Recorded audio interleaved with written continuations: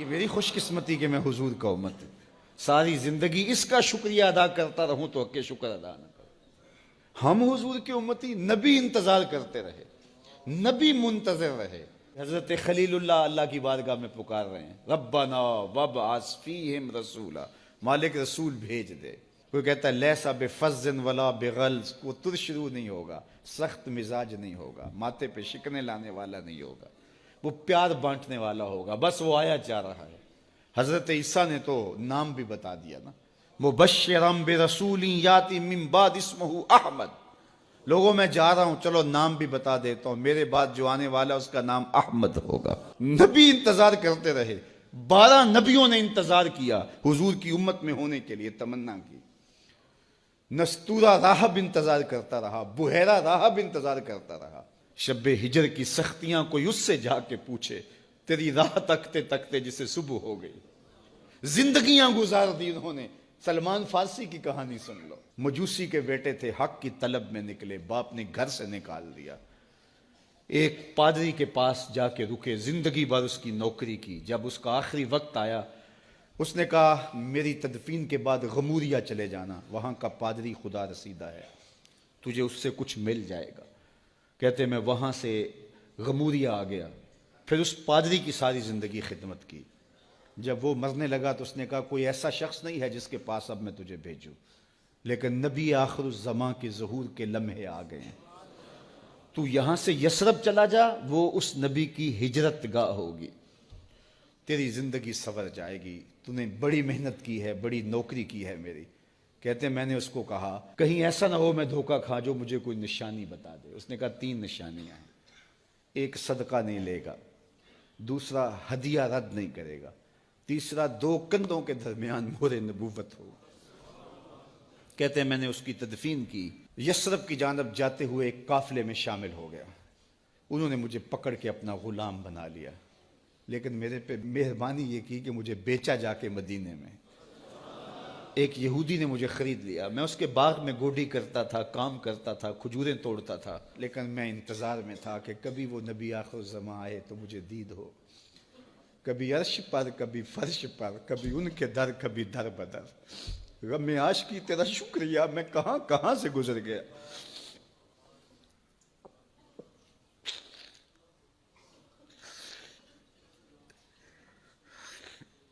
کہتے ہیں ایک دن میں اپنے باغ میں کھجوریں توڑ رہا تھا کہ ہواؤں میں مستی پیدا ہو گئی اور ہر سمت سے طلع البدر علینا کی صدائیں گونجنے لگیں۔ میں سمجھ گیا کہ وہ لمحے آ گئے، میں نے چھلانگ لگا دی اور دوڑ پڑا۔ میرے آقا نے سمجھا شاید غلام بھاگ گیا، اس نے دوڑ کے مجھے پکڑ لیا۔ میں نے اس کو کہا کہ میں نوکر تیرا ہی ہوں، لیکن دل نوکر کسی اور کا ہے، میں بھاگوں گا نہیں، مجھے جانے دے۔ میں کچھ کھجوریں لے گیا تھا صدقے کی نیت سے، جا کے حضور کو پیش کی۔ آقا کریم نے فرمایا ہم نبی صدقہ نہیں لیتے۔ کہتے ہیں نشانی ایک پوری ہو گئی، کہتے ہیں کہ میں کچھ دنوں کے بعد اور کھجوریں لے گیا اور میری نیت ہدیہ کی تھی، میں نے پیش کی، حضور نے قبول فرما لی، لیکن میں بھی کہتا تھا تیسری نشانی بھی پوری ہو لے تو پھر مانوں گا، اور وہ کیا تھی؟ 2 کندھوں کے درمیان مہر نبوت۔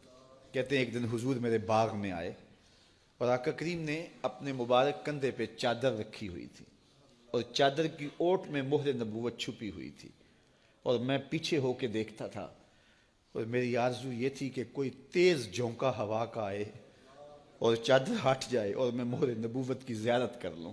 حضور میرے ارادہ قلب سے آگاہ ہوئے، فَأَلْقَى إِلَيَّ رِدَاءَهُ، حضور نے چادر اتار کے میری جانب پھینکی اور پھر ایسے رخ کر کے فرمایا انظر الی ما امرت بہ، اس پادری نے جو بتایا تھا دیکھ لے آ کے۔ تو کہا میں نے دیکھا کہ حضور کے کندھوں کے درمیان۔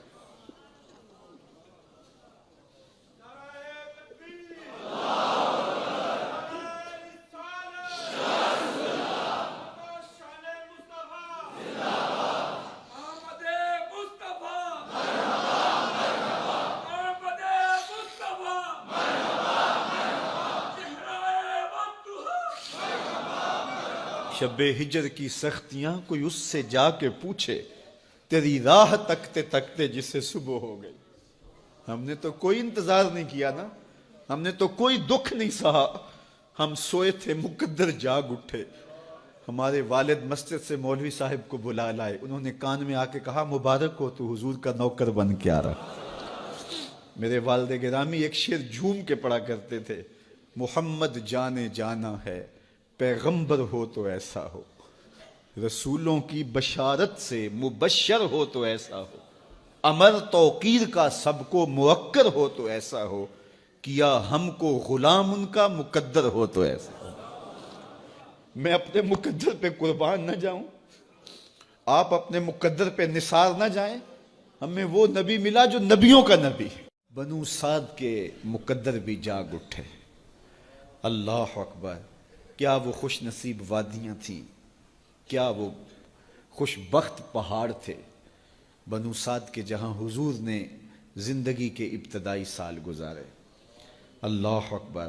حضرت حلیمہ سعدیہ کہتی ہیں جب میں حضور کو گھر لے گئی تو میرے گھر میں روشنیاں آ گئیں، باقاعدہ عورتوں نے کہا حلیمہ تو اتنی امیر ہو گئی ہے رات کو بھی دیا نہیں بجھاتی۔ بڑے امیر کبیر گھرانوں میں بھی رات کو لوگ دیا بجھا دیا کرتے ہیں، لیکن تو اتنی ہی امیر ہو گئی ہے کہ رات کو بھی تیرے گھر کا دیا نہیں بجھتا۔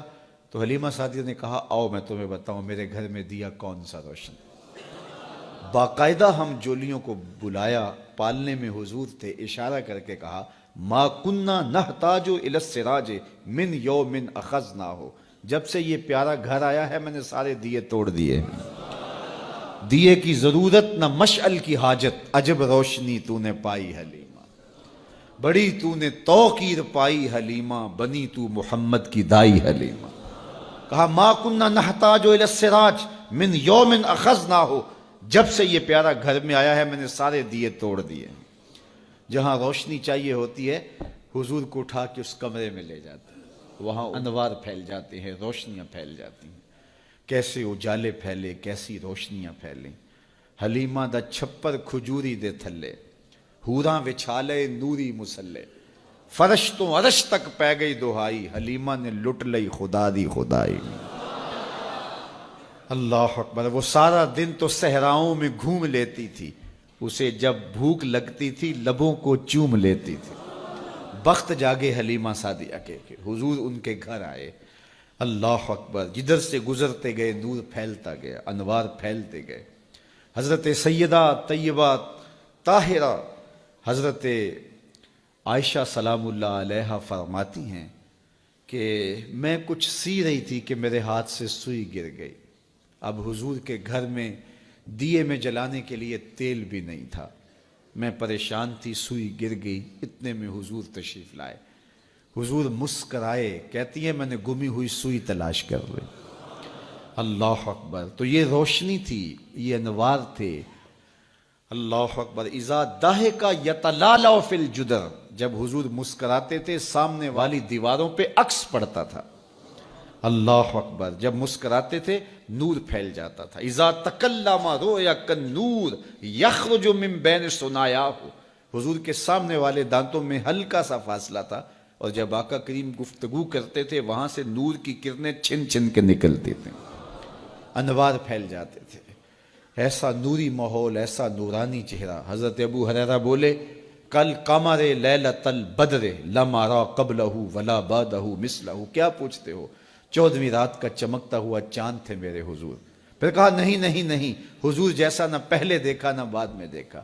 حضرت حسان بن ثابت پاس کھڑے تھے، کہا دیکھتے کیسے؟ کسی ماں نے جنم دیا ہوتا تو دیکھتے۔ خدا نے وہ سچا ہی پن چھڑیا جدے وچ محمد نو ٹالیا سی۔ حسینہ جمیلہ دا منہ موڑ دیتا، محمد بنا کے قلم توڑ دیتا۔ مثل او در عالم امکان متصور نیست، حضرت شیخ مجدد کہتے ہیں حضور کی مثل بزم عالم میں ممکن ہی نہیں ہے، ہو ہی نہیں سکتا۔ اور اقبال کا لہجہ بھی دیکھیے، رخ مصطفیٰ ہے وہ آئینہ کہ اب اس سا دوسرا آئینہ نہ کسی کی بزم خیال میں نہ دکان آئینہ ساز میں۔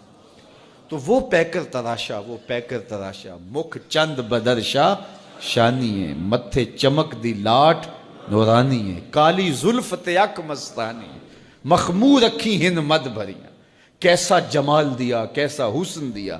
اچھا بریلی کے امام سے بھی پوچھ لیجئے، اللہ اکبر۔ بل بل نے گل ان کو کہا، قمری نے سروے جاں فضا، بلبل کی منتہائے پرواز تو یہی ہے نا، کسی کو پھول کہہ دے. بلبل نے گل ان کو کہا، قمری نے سروے جاں فضا، حیرت نے جھنجھلا کر کہا یہ بھی نہیں وہ بھی نہیں. خورشید تھا کس زور پر، کیا بھڑ کے چمکا تھا قمر، بے پردہ جب وہ رخ ہوا یہ بھی نہیں وہ بھی نہیں.